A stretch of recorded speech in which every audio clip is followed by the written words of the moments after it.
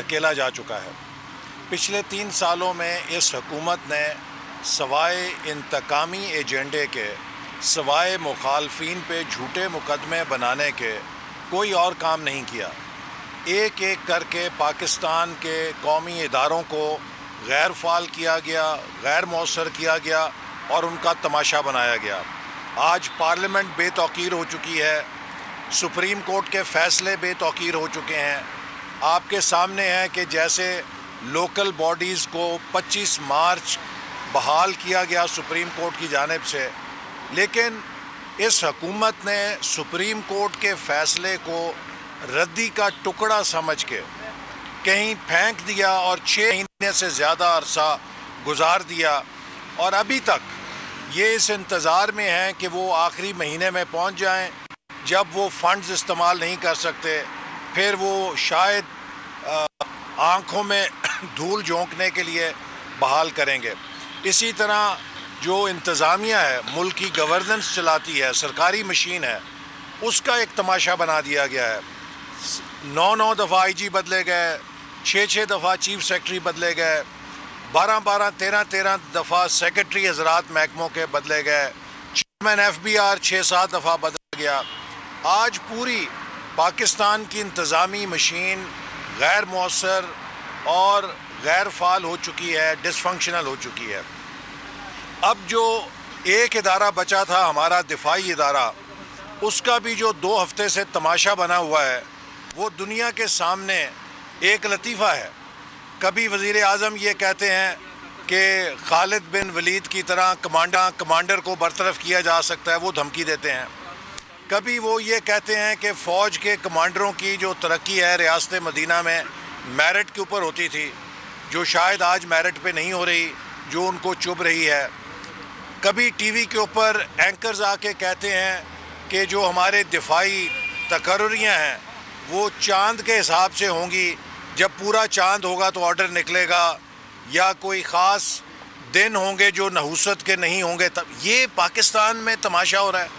ایٹمی طاقت ہیں ہم، دنیا ہماری طرف دیکھ کے ہنس رہی ہے، نہ کوئی فیصلہ سازی کا نظام بچا ہے، نہ کوئی قومی ادارہ ان کی جہالت سے بچا ہے۔ معیشت کا یہ حال ہے کہ آج ایک عام آدمی چیخ رہا ہے، پی ٹی آئی کے اپنے ووٹر دہائیاں دے رہے ہیں۔ یہ جو 10 روپے یک مشت پٹرول اور 12.5 روپے یک مشت ڈیزل فی لیٹر قیمت میں اضافہ کیا گیا ہے، یہ مہنگائی کا بم نہیں ہے، یہ مہنگائی کا ایٹم بم ہے جو حکومت نے چلایا ہے۔ اور ابھی چند ہفتوں کے اندر مزید پٹرول اور بجلی کے نرخوں میں اضافہ ہونے والا ہے۔ 1.5 روپیہ پہلے یہ اضافہ کر چکے ہیں، اب 2.5 روپے فی یونٹ بجلی کا اور اضافے کی دھمکیاں دے رہے ہیں۔ گیس کی اگر آپ صورتحال دیکھیں تو دسمبر میں ملک کی تاریخ کا بدترین گیس بحران آ رہا ہے، چونکہ ان نالائقوں نے وقت کے اوپر گیس کے سودے نہیں کیے۔ یہ آج 3 سال کے بعد بھی انرجی مینجمنٹ کرنے میں ناکام ہے، چونکہ ان کی توجہ صرف 2 چیزوں پر ہے۔ ایک، اپنے مخالفین کے خلاف جھوٹے مقدمے، اور دوسرے، ایمانداری کی تسبیح ہاتھ میں پکڑ کے دونوں ہاتھوں سے لوٹو۔ جو ملک کے اندر کرپشن کا بازار آج گرم ہے، یہ بھی ملک کی تاریخ میں کبھی نہیں تھا۔ جو ریاست مدینہ کے دعوے دار ہیں وہ اس بات کا جواب دیں کہ کیا ریاست مدینہ میں مہنگائی سے عوام کی چیخیں نکلتی ہیں؟ کیا ریاست مدینہ میں جھوٹے مقدمے بنائے جاتے ہیں؟ کیا ریاست مدینہ میں عدالتوں کو بے توقیر کیا جاتا ہے؟ کیا ریاست مدینہ کے اندر عوام کو بے روزگاری اور بدحالی کے رحم و کرم پہ چھوڑا جاتا ہے؟ کیا ریاست مدینہ کے اندر نالائقوں کو حکمران لگایا جاتا ہے؟ کیا ریاست مدینہ میں حکمران خود عیش کرتے ہیں اور عوام جو ہے مہنگائی اور غربت کی آگ میں جلتے ہیں؟ یہ ریاست مدینہ ہوتی ہے؟ یہ ریاست مدینہ نہیں ہے، یہ ریاست مہنگائی ہے، یہ ریاست کرپشن ہے، یہ ریاست نالائقی ہے، یہ ریاست بے روزگاری ہے جو عمران خان کے ہاتھوں بن چکی ہے۔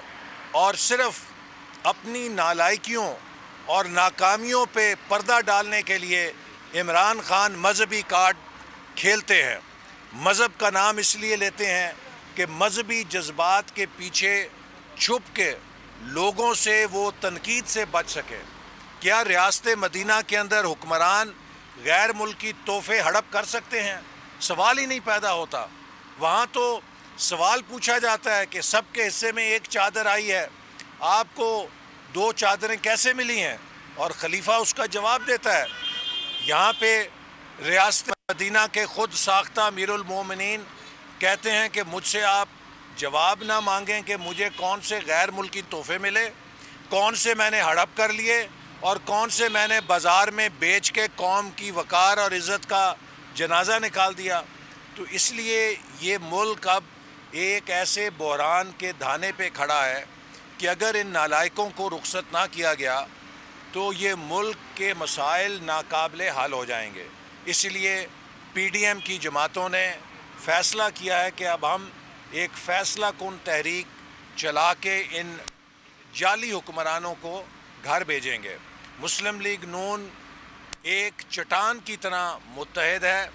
جو لوگ مسلم لیگ نون میں بیانیوں کا جھگڑا بیان کرتے ہیں، میں ان کو عرض کرنا چاہتا ہوں کہ جماعتیں بیانیوں سے کمزور نہیں ہوتیں، بیانیوں کی جنگ سے توانا ہوتی ہیں. جماعتیں کمزور ہوتی ہیں قیادت کی جنگ سے. مسلم لیگ نون میں قیادت کی کوئی جنگ نہیں، صرف ایک قائد ہے، اس کا نام نواز شریف ہے، اور شہباز شریف صاحب سے لے کر ایک کارکن تک سب اس کی قیادت. اسلام آباد میں مسلم لیگ نون کے رہنما احسن